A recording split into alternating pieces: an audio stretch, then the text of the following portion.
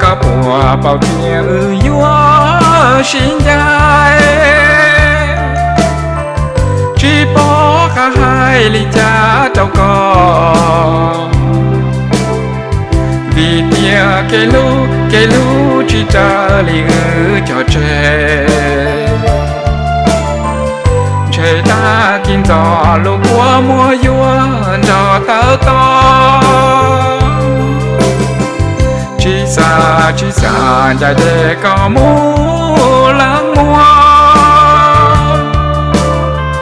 san đó có nhau và kể lịch sử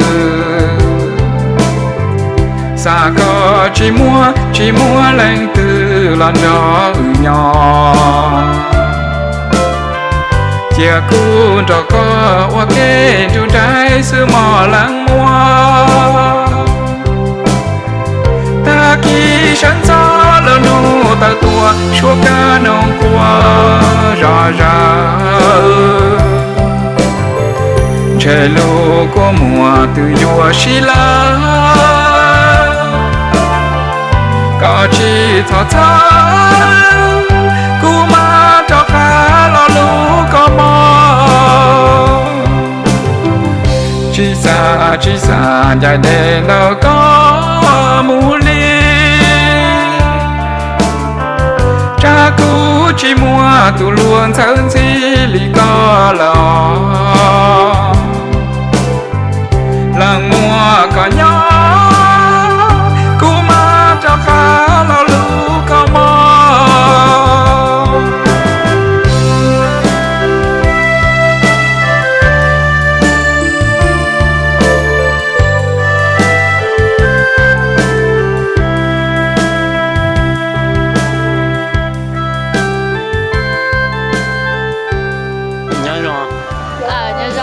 cái lúc bây giờ nè cô hút chan chan xem món chưa cô muốn ra mình ya mua chút xong là cô cao gì là cái gì đó tại sao nó chỉ cần đã lấy ở đó chỉ sao cô chạy cần đã nhớ tôi không nó chưa cô cầm một xa xong nó chắc chắn nó nhớ họ tới tôi bỏ này nó cô nhớ xỉu lại đã xỉu nhau cho nó tôi chỉ bảo là gì thế nó chỉ lo nhà họ tôi nó nó ăn thịt có tao mua từ lúc mua lại mua nó mua nó thọ tôi lấy xong vào lại thế lại à chị thọ tôi lấy xong chỉ bao chụp bao trao gì trao ya bấm mua Facebook chặn nhang trong tầm mong lên đời Phật xã nó nhìn thấy nó ở trong đó chơi nhớ sao cái lúc bên kia này hồ nhẹ nó nhà xem món chưa xem hồ vuiแต่ฉันน่ะไม่ไปซื้อxong了mua nâng cầu xong 那个xong了แต่ฉันน่ะ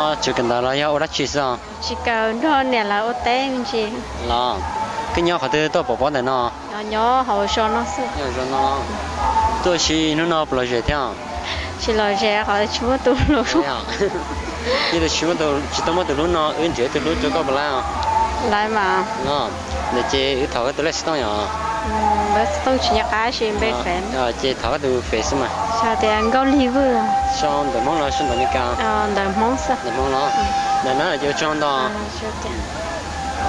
nhớ rồi nhớ rồi cái lúc bây giờ này cô xua nó xua xem món chưa xem ya mua bị chết xong rồi mua cái đó xong chết xong để cho nó chụp cái đó là ở đó chỉ sao tận đó là chỉ cả là nhớ cái nhau họ tới tôi bỏ bỏ này nó nhớ họ nó hay lắm sao hay đó tôi xin nó bao giờ theo cô lỗi hay cô chỉ lỗi ở không bắt đầu mất tụi nó chỉ tao mua nhớ tới tụi nó bên chơi tụi nó cho có bao lại lại mà chị thở tới lấy xong rồi tao chỉ ở sườn gì bao gì ở thì cái bấm mua Facebook mua mà có số số cái luôn rồi xong được món lan được mi cao được món à để nó cho trong đó siêu cha nhớ rồi nhớ rồi cái lúc bây giờ này bêu máy nó máy xem nó chưa sườn hố vừa mua nó mua bị chết xong rồi mua cầu xa xong cầu xa xongแต่ฉันน่าจะกันได้แล้วอยากเอาได้ชีสอ่ะ chỉ có tàu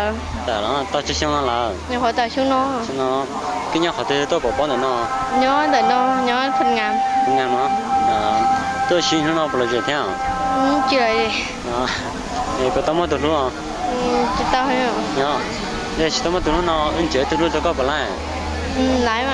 那这那这他个都来是当呀，cô来嘛。sùn ó sùn chua xa bé bé xa y bla bla. thế cái bộ mua Facebook mua không à? cái tôi phải theo. Theo hu để买哩的以后的台啊。一样的太了，那那我就上到，你说，nhớ xong à? 跟了背后的家呢， Của bác cô à? 把狗什么拿去啊？ Bác cô xỉn bữa à? 是不是摸不起香了？ Mua cầu cho xong.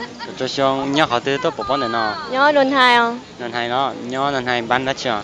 Bánh đập bắp hai. 啊，你都到不去弄的那了， Tôi tao ốp nó à? 那对么大家别去啊？ Cho ít thì đó. 一起呢，家妈摸了嘞， Vậy mua cần tờ. 啊，跟到我那去呢， Mà sao? 不下了，多是不了热天， Lò nhá. 接不到来堵路呢， Chị tao lấy. 你得是到那人家堵路这个不来啊， Lấy mà. 你得接头都来是当呀。 Lấy mà. Sùn ó sùn chua y sùn gì chi chi sùn bê. 贴个不摸 Facebook 啊， Mua mà. 早都白天， Bác cô vui. 那个微商的忙了那没干， Đợi ăn kiệt. 来给了，那就长到， Chưa cha. 你说， Nhớ thôi theo. 跟了背后的家呢， Cú nữa. 那我什么了去啊？ Sẽ muốn giàu. 我也摸不起香了， Là mới cầu chết rồi. 就香了，让嘛，但是呢，就跟到了要我来去上， Xin cần đó. 跟到要我来去啊， Cờ xong ý hả? 去了，给了去啊， Cờ không hết. 对了，多些人拿不了热天啊， Lò mà. 不怎么堵路呢， Thì sao? 去他们那人家堵路这个不来， Lái mà. 这头都来是当呀， Lái mà. Sùn nó sùn xa cho trâu xa. Chỉ sùn chút cho. 这头都 Facebook 听。 Facebook. Cái thứ Facebook do smile. 上的没干了， Nhưng mà. 然后就上到，你说， Nhớ sao? 跟了背回家呢， cũng bé hoa bán hoa ya. 我演了，摸不起香了， cũng có ý xong. 有异香了，但是呢，就跟到了要我来去上， Thì chuyện đó chuyện cần đó. 跟到人家我来去， Nhớ mua xa. 没下了，人家好多都不帮的呢， Nhớ họ nên hay nó sao? 来了，多些人那不了热天， Cứ lò mà. 就不到来堵路哩， Chỉ tao lấy. 要去到来呢，人家堵路这个不来， Lấy mà. 这头个都来是当呀， Lấy cơ. Sùn bé sùn chi sùn ó bé y chi chi. 贴个不摸 Facebook 啊， Cũng mua mà. Tôi phải hoa Hana ya sai cả. 上的忙了都没干， Em đỡ mi cả. 没干了，然后就上到，你说。 nhớ rồi. 跟了背后的家呢， Của nó béo cá xe. 这学什么了去啊？ Sáng mong ya. 你也摸不起香了， Mua cầu trâu xong. 搞这香，但是呢，就跟到了要我来去上， Chẳng cần đó. 跟到要我来去啊， Cầu mò trâu.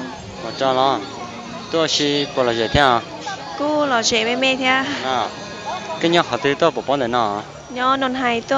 那来了，你那还给，你到路上的啊， Nhớ trâu lũ cho phun ngam. 我俺了，这都到不去弄了， Tôi tao ớt nó nọ.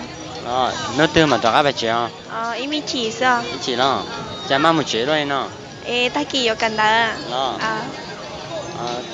不到么堵路啊， Chẳng chỉ tao mua. 是怎么呢？人家堵路这个不来， Lấy mà. 那这头个都来是当呀。 Tao cá sùn ó sùn chua bé cho trâu gì bé y chi. 贴个不摸 Facebook 啊， Mua cả. 然后都白天， Facebook ชาวย่อยสุขใจย่างชอบเป็นภาษาอังกฤษ 不生气了。那我讲到， เชื่อจ้าเอาชาวอย่าง 你说， Nhớ rồi. 跟了背后家呢， Cũng bé hôi đầu. 到什么那去啊？ Sao muốn vào? 我摸不起香了， Cầu chưa xong. 我就香了，但是呢，就跟到了要我来去上， Chẳng cần đó. 跟到人家我来去啊， Mà sao? 下了，跟人好多都宝宝的呢， Nhớ tỏ nắm lâu như trên nôn thầy đó. 多些人拿不了热天， Cú là rẻ mà. 就到来堵路了， Chỉ tao lái là. 一个是到来呢，人家堵路这个不来， Lái cơ mà. 那这头都来是当呀，来是到新嘛？新嘛这头都 Facebook 呀。来嘛，嗰度肥火的到吧？我是那忙了那边干。啥？你在那我讲到。领导。娘种啊。nhớ xong mà. 跟了别回家呢。Cú hua bao. 把什么了去啊？ Xình mũ bao. 我摸不就行了。 Mua cầu xa xong rồi. 家乡，但是呢，就跟到了要我来去上。Chỉ cần đó lại. 都去搞到就行了。 Tao ở xong nó. 我行了你要好多多宝宝的呢。 Nhớ mưa phương tốt. 行了。对，鸟都弄了，都到就弄了。 Nhớ khỏi tên nó nó sợ. 那都找俺不行。 Thế rồi ở bên nó nó bái rồi. 弄了。不怎么都弄嘞。 Chỉ tao mua ấy. 那是怎么都弄呢？头都来是动不来啊。Lại mà cái gì chính cho cá sai à.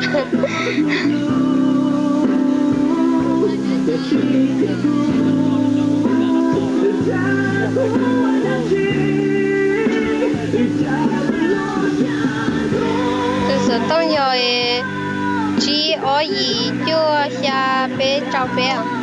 Thế bố mua Facebook à? Facebook để sau ba ba thì ta. Để phong đó. Cho để đứa trong nhà này. Cho để đứa là chị không cho lúc cho chân chúa. Chân chúa đó. Để nó cho chân đó. Xin chào. Nhớ rồi. Nhớ trong mà. Cái lúc bây giờ này. Lúc bây bắt cú nè. Bắt cú sẽ mua nó chưa? Sinh hal. Sinh hal đó. Mua về chỉ xong rồi. Mua nên có ở xong. Ở xong nhớ họ tới đó bảo bọn này nó. Nhớ hồi cho nó sao? Nhớ rồi nó lắm. Nhớ kiểu nó hay lắm. Nó tôi xin nó bao giờ chứ? Cú lọ thế mà. Chịu ta lái được luôn. Chỉ mua được lâu liền. Chỉ mua được luôn đó. Tại sao nó chỉ cần ta lái ở chỉ sao? Chỉ cả là. Chỉ cả nó. Giờ thì chỉ tao mua được luôn nó. Tụi tí là ơn chế tụi luôn có bao nhiêu? Tao mà. Đó. Giờ thọ cái tụi lấy số tông nhở. Tao mà.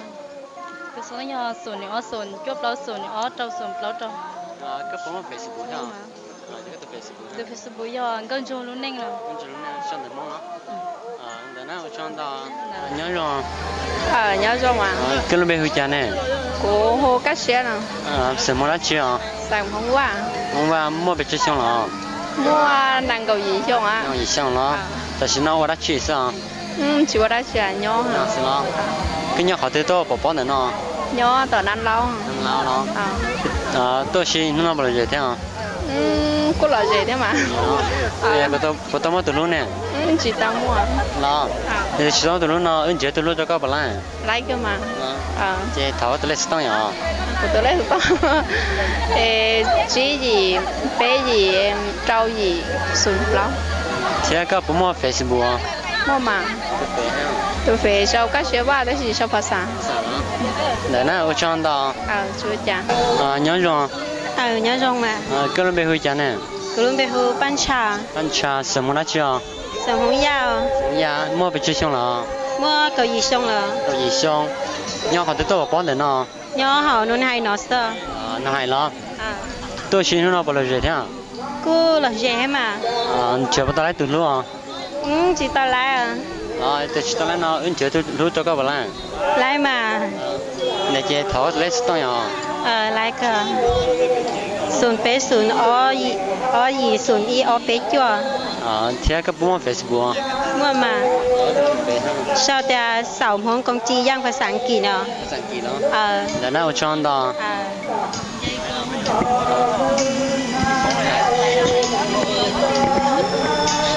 Nhớ rồi. Nhớ rồi dạ. Cái lúc bây giờ này. Lúc bây giờ Iya xem mua chưa? Mua hả? Mua bị chết xong rồi. Cầu xa. Cầu xa xong. Tại sao nó chưa cần đó là nhau ở đó chết sao? Cần đó. Cần đó nhau tôi không nói chưa? Nhau không mua xa. Mua xa nó. Cái nhau họ tới tôi bỏ bỏ nữa nó. Của nhau tờ đơn hay ní hả? Đơn hay nó. Tôi xin nó bao giờ thế à? Lo ha. Lo gì thế? Chưa bắt đầu lấy từ luôn à? Chị tao à? Chỉ tao lấy nó ứng chế từ lúc cho các bạn lại. Lấy à? Đó. Để vậy thọ cái tôi lấy số tao nhỏ. Cô chỉ muốn lấy số tôi à? Đó. Chị thọ từ Facebook à? Lấy à? Hồ ý hơn sao? Ý hơn sao được mong đó. Để nó yêu trong đó. Có chơi à? Nhớ rồi. nhớ rung à. cái lúc bây giờ chán nè. Cô hôn nóng à. Nóng sớm muốn chưa? Sớm muốn ba. Muốn ba. Mua bị chưa xong rồi. Mua cầu sao? Cầu sao xong,แต่ฉันจะกันได้แล้วว่าchưa? Chỉ cầu rồi. Chỉ cầu nó. Đấy chỉ cầu tao chơi xong nó. Chỉ cầu tao bé xuống nó. Bé xong nó. Nhưng họ tôi xin nó. Nhớ đầu nó sẽ bán đầu. Tôi xin nó bao giờ thế à? Cô lo gì đấy, cô chỉ lo gì. Nên đấy, bắt đầu mua từ luôn. Chỉ mua à? Chỉ mua nó. Nhưng mà chơi từ lúc cho các bạn lái lái mà. Chơi thỏ cái từ lấy stone à? Lấy stone chỉ cho cá. Chỉ cho cá nó. Chơi từ Facebook mà. Từ Facebook chơi sau tiền nóng quá nó. Nóng quá nó. Xong rồi mong nó. Cho để đuổi trong nhà này. Để đuổi nạc không nhập mong. Nhập mong nó.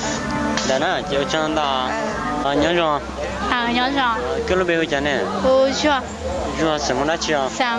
Sớm mong vừa. Mua bị chưa xong à? Cầu xa đó. Cầu xa xong. Cái nhau của tôi bỏ để nó. Nhớ phá thao. Nhớ bẻ về bằng miệng nó. Nhớ. Thì tôi bị chửi nó là. Tôi nó à. Nó tư mà cho các bạn chưa? Tôi lo chi nữa. Tôi xin nó bao giờ thế nào? Tôi lo với mẹ. Tôi xin nó chúng ta lấy từ luôn. Chỉ lấy nhiều tốt à? Chỉ lấy nó chơi từ luôn cho các bạn lấy. Lấy à? Đó. Chơi thỏ tôi lấy số tiền à? Lấy được tôi chỉ mua à? Các bạn mua Facebook. Facebook cơ. Chỉ thỏ từ Facebook à? Facebook微信。微信是的懵了。那我装到。再讲你。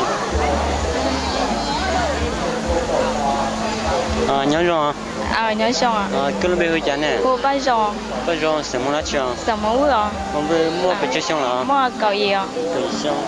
Cái nhau từ tôi bỏ nữa nó. Nhớ phá thao. Phá thao đó. Thì tôi bị chưa nó là. Tôi đã ăn nấu nó. Ăn nấu. Nó từ mà cho các bạn chưa? Tôi ở bên nấu à? Bên nấu chưa? Tôi xin bao giờ thế? Cô lo theo à?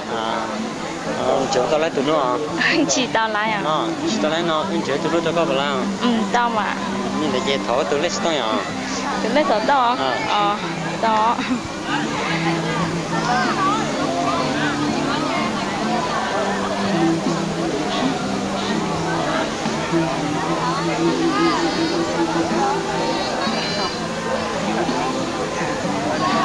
Cho bé trao xa ở bé chỉ gì không? Cái bóng Facebook. Mua mà.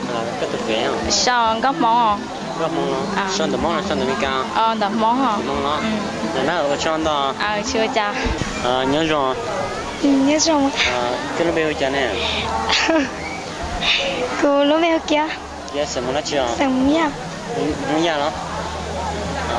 Mua bị chưa xong rồi. Cầu chưa xong. Chưa xong. Thì xin nó chỉ cần đã lấy ở đó chỉ sao? Chỉ cầu. Chỉ cầu nó. Tôi xin nó bao giờ thế à? Chỉ lo. Chỉ là. Bắt đầu mua từ lúc nào? Chỉ tôi á. Như thế chỉ mua từ lúc nào? Nhưng chơi từ lúc cho các bạn lại. Ai mà. Chơi đi đợi chơi tháo từ lấy số tiền à? Chỉ mua bữa hoa. Chỉ mua nó. Chơi đợi chơi tháo từ Facebook mà. Bây giờ cũng chỉ sang thì cái gì à? Chả nó. Bây giờ cũng chỉ sang thì cái gì à? Sang được món nào? Sang được mi cao. Sang được món. Món gì đó? Để nó ở trong đó. Ở trong đó. Nhớ rồi. Nhớ rồi. Cái lúc bây giờ này. Lúc bây giờ là đã sớm muốn đã chưa? sớm muốn xong à? Xong rồi. Mua bị chưa xong rồi. Mua cầu xa. Cầu xa xong. Để xin nó chỉ cần đã lấy ở đó chỉ sao? Cũng chỉ cả là. Chỉ cả nó. Để tờ tao chưa xong nó là. Cũng được họ tờ tao ở xong nó sao? Đó. Cái nhau họ tới tôi bỏ nó. Cũng nhớ cho phá sang. Phá sang nó. Cái nhau tôi nó là tôi nó tên là. Cũng được họ tuổi nó. Đó. Nó tên mà tao biết chưa? Đó bà mình ta kia năng kia. Đó. Tôi xin nó bao giờ thế à? Cô thằng mà đại mà. Chiều tao lấy được luôn. Mua á. Mua được là thỏ tôi lấy số tiền lại. Chỉ cho cá tôi lấy. Chỉ thỏ tôi phải à? Tôi phải sau tiền giờ xong nó. Xong được mong nó. Hiện tại nó ở trong đó. Chúa cha. Nhớ rồi à? Cái lúc bây giờ này. Cú hú máy à? Máy sớm muốn đã chưa? Sớm muốn ra. Muốn ra. Mua bị chưa xong rồi. Cầu gì à? Cái nhau họ tới tôi bỏ nó. Chỉ cho o. Chỉ cho nó. Thì tôi tao bị chuyện nó là tao ó nó à ó nó nó từ mà tao cá bị chuyện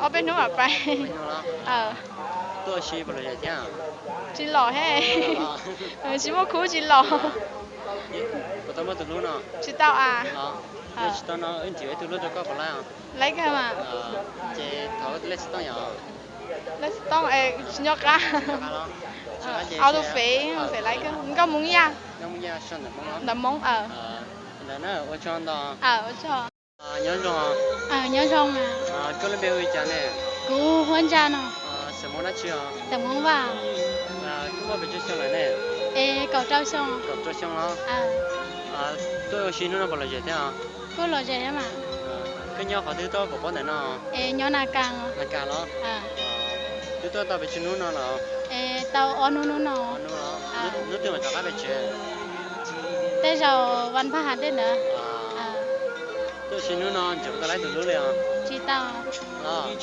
giờ chỉ tao lấy từ lúc nó anh chơi từ lúc cho các bạn lấy tao mà thọ cái từ lấy tao nhỏ tao mà chưa trao ý xa ở chị thế các bạn mua Facebook mua mà cái thực tế ha đang chưa văn sau nằm mông đó nằm lò đó nhìn thấy nó ở trong đó nhớ rồi nhớ rồi cái lúc bây giờ nè cú hô mấy chanh nó chanh什么了chưa sinh xong什么xong了mua bị xong了mua cầu trâu mới có xa nó但是呢就跟他来要我来起上sen cần đã nhau nó chưa cả em nhớ một chi nó nhau có thứ tôi bỏ này nó nhớ họ non hay nó tôi xin nó bao giờ thế à cô là gì á giờ tao lấy từ lúc chị tao lấy chỉ có chuyện đó bây giờ để chỉ tao nó mình chỉ từ lúc cho có bao lấy mà cái thọ cái từ lấy tao nhỏ là xuân chị chưa chỉ trâu chưa bao sạp bao thế cũng mua Facebook mua mà phải sau có muốn xong xong được mong nó đấy nè chiều trong đó nhớ rồi cái lúc bây giờ nè lúc bây giờ máy xem món lá chưa máy xem món li mua bị chưa là mua cầu gì xong tôi chỉ nó chưa cần đó là yêu đã chỉ xong chẳng cần đó nhau tôi không đã chưa cần đó mua trâu nó cái nhau họ tôi bỏ này nó nhớ phun sáu vang tôi xin nó bao giờ thế à cô là dễ mà bữa tôi mua từ lúc nào tao mua tại vì thọ tôi lấy tông vào lại tao mà xuân chua xa ý xa chi thế cái bữa mua Facebook mua mà của tôi Facebook ấy sao anh có món lì nó sao được món là để mi cá sao được món nó là nó ở trong đó ở trong đó nhớ rồi nhớ rồi cái lúc bây giờ nè của lúc bây giờ rồi什么lá chưa sinh hở mua bị chưa xong là mua能搞笑xong但是呢就跟他来要来起上chỉ cả rồi cái nhau họ từ tôi bỏ này nó nhớ được năm hoàn được tôi xin nó bao giờ thế à cứ lỗi mà tôi mua từ lúc nào hay chăng nó tôi mua từ lúc chị tao mua để tôi mua từ lúc nào anh chị từ lúc cho có phải lấy cơ để thọ tôi lấy stone lấy mà bây giờ tôi nhớ xuân chỉ ở gì ít bao ít xuân cha thế cái bữa mua Facebook mua cơ tôi phải do ngắm mong to sẽ chỉnh to xong được món là xong được mi cá xong được món rồi là nó giờ trong đó nhớ rồi cái lúc bây giờ đi chả nè lúc bây giờ bắt hoa sinh không đã chưa sinh không va mua bị chưa xong là mua cầu chưa xong là chưa xong áแต่ฉันnó chỉ cần là yêu đã chỉ xong chẳng cần đó cần là nhớ cho không đã chưa nhớ một trâu đó tôi mua từ lúc chị tao mua là tôi xin nó bao giờ thế lâu thế mà như tôi chỉ mua từ lúc nó anh chị từ lúc cho có bao lấy mà chị thọ cái tới tông nhà chị mua lấy số tông chị thọ từ Facebook à Facebook sao tiền do có xứ sao được mong nó nên là nó ở trong đó chiếu cha nhớ rồi nhớ rồi có lúc bây giờ nè mấy hôm mày à mày xem muốn nói chưa để muốn vào mua bị chơi xong rồi có xa xong à có xa xong cái nhau họ tôi bỏ bỏ đến nó nhớ non hay sao nhớ nó này đó tôi xin nó bảo là gì á lò cái mẹ màแต่ฉันว่าจะกันได้แล้วนัดชีสัง cần đó แต่ยังนัดชีอ่ะ cần mua xa ไม่ใช่แล้วพอต้องมาดูเนาะ chỉ tao mua tiền mà แต่ฉันต้องมาดูเนาะเดี๋ยวดูจะก็บ่ไล่ đấy mà แต่เจ้าท้อตัวสิต้องอย่าง cho cái tao mẹ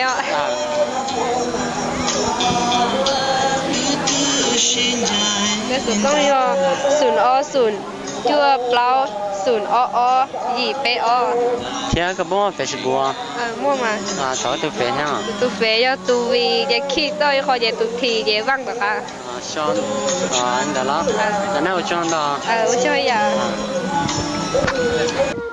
nhớ rồi nhớ rồi mà cái lúc bây giờ nè bây giờ ba sớm muốn nói chưa sớm mua bé chơi xong rồi mua có gì xong cái nhau tới tôi bỏ đến nó nhau nó hay nó tôi xin nó là gì thế nào nó là gì em à và bắt đầu chờ tao từ lúc chỉ tao nó giờ thì tao nó ứng chế từ lúc nó có lại mà chế tháo cái lấy tao nhở lại số chỉ cho yêu thì cái mua Facebook mua mà cái phải theo để ba mùa xong là món là mình là món nó nhớ rồi cái lúc bây giờ nè bây giờ sớm muốn nói chưa chẳng muốn nhau mua bé chơi xong rồi cầu chí xong cái nhau tôi bỏ bỏ này nhau nó sẵn nóแต่ฉันว่าจะกันได้แล้วว่าชีสังchỉ cờ từ tao tao bị chơi xong nó là nhau có tàu gì đấy lắm từ tôi bỏ nó bỏ rồi nha cứ lo gì thì nhau có xong chưa có tao lấy từ luôn chỉ tao lấy để chỉ lấy nó từ lâu ban chơi từ luôn có bỏ lại lấy à nhìn thấy cái tháo cái tao nhở nhà lịch chăng chỉ lo cho sự dịp lo nhớ rồi nhớ rồi cái lúc bây giờ chăng nè của cô bán hả mà xem muốn nói chưa xem mua hả mua bị chơi xong là mua nên gộp lót xong à nè lót xong tại sao nó chưa cần đã lấy ở đó chỉ sao chỉ cờ đấy chỉ cả đó cái nhau họ từ tôi bỏ đến nó nhớ hồi năm 2 nít sao hay nó tôi xin nó bỏ rồi thế à hồi tôi tu xe tôi chỉ tao bảo đấy bắt đầu mất từ lúc nào chỉ tao mua à giờ thì nó từ lúc nào ứng chế từ lúc cho có bỏ lại à lại mà nhưng lại chế tháo cái lấy tao nhở我就没不知道是。đó chế tháo từ Facebook à